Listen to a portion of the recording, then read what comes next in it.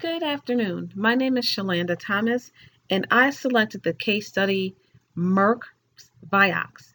And Merck's Vioxx is a drug that the company produced um, back in 1996. And I wanted to discuss a proposed plan to fix a major problem. Now, just to give you a background about this case study, the FDA back in 1999 approved Vioxx, which is an arthritis painkiller, after clinical trials revealed no significant adverse side effects.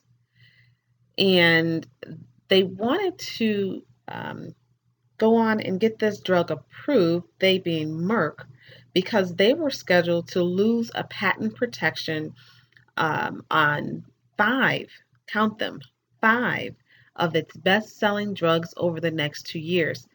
And those drugs were Vasoltec, Pepcid, Mavacor, Prilox, and Prinville. And so when they came up with the drug Vioxx, they wanted to get that drug on the market as soon as possible. So in 2004, the drug was pulled, though, off the market by the company after making $2.5 billion. And that was as a result of a story published by Wall Street Journal alleging that as early as 2000, the company was aware that more than twice as many patients had heart attacks when taking Vioxx as when given an older painkiller, naproxen.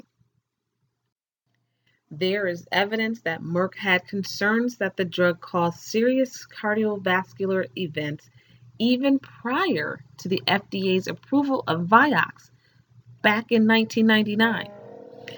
Internal Merck documents show that company executives and scientists were worried about Vioxx's potential cardiovascular risk as early as 1996 of November.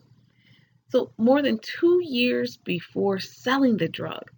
But Merck rejected plans to conduct a study evaluating these risks. And in 1998, Merck clinical trial involving 978 patients showed that serious cardiovascular events, including heart attack and stroke, occurred almost 6 times more often in patients taking Vioxx than in patients taking another arthritis drug or placebo. Merck did not publish the clinical trial. Merck decided against conducting studies on the heart risk because marketing executives worried it might hurt Vioxx's sale, despite warnings. So, my proposed plan is one, take responsibility and apologize. Immediately issue an apology to all those who were impacted. This will include the customers, the FDA, which is the government, employees that work for Merck, and their stakeholders. Offer cash settlements to those who suffered as a result of taking the drug. From the company's perspective, there are some pros and cons as well as from the customer's perspective. Now, regarding the company's perspective, the pros would be that it would demonstrate values and it could possibly restore trust. And the cons would be that it draws unwanted attention and it risks further losses. You may have customers who are afraid to take any product that Merck produces. Some of the customer perspectives were the pros where it shows accountability and the company's desire to right a wrong as much as they possibly can. And some of the cons would be, again, that it draws unwanted attention and it risks losing customers. Now, the second option that I've chosen would be take definitive action immediately. Announce the discontinuance of the drug and explain the process in which steps are in place to ensure this does not happen again. You want to pay all of your pending lawsuits, just get them out the way. Compensate those who were impacted, including families who may have lost their loved ones as a result of this drug. Again, same as the previous option of apologizing and taking accountability. There are some pros and cons, and they're pretty much similar. From the company's perspective, the pros would be again it demonstrates values and it restores trust. And the cons would be it draws unwanted attention and it risks further loss. Now, from the company's perspective, it does show accountability and desire to right a wrong. And then the cons, again, it will draw unwanted attention and it risks losing customers.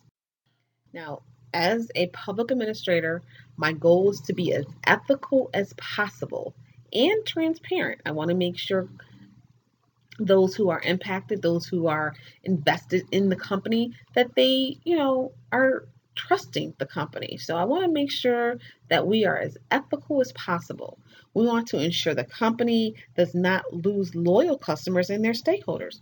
We want to ensure the employees are confident that they work for a company that has their customers' best interests in mind while maintaining a positive work environment.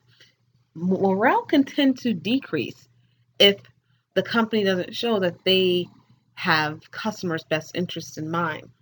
Employees may feel, you know, I'm working for a company that doesn't even care about the customers who support us. How does that make you feel? Now, the company has a lot to recover from, and admitting and correcting their failures, if presented correctly, would definitely push the company in the right direction. And Merck will indeed become the most loyal pharmaceutical company again, and it can regain the loss they incurred. This is my presentation. I hope that you um, learned something from it. And if you have any questions, feel free to reach out to me via our discussion board. I would be more than happy to address any concerns or any questions you may have. Thank you for listening.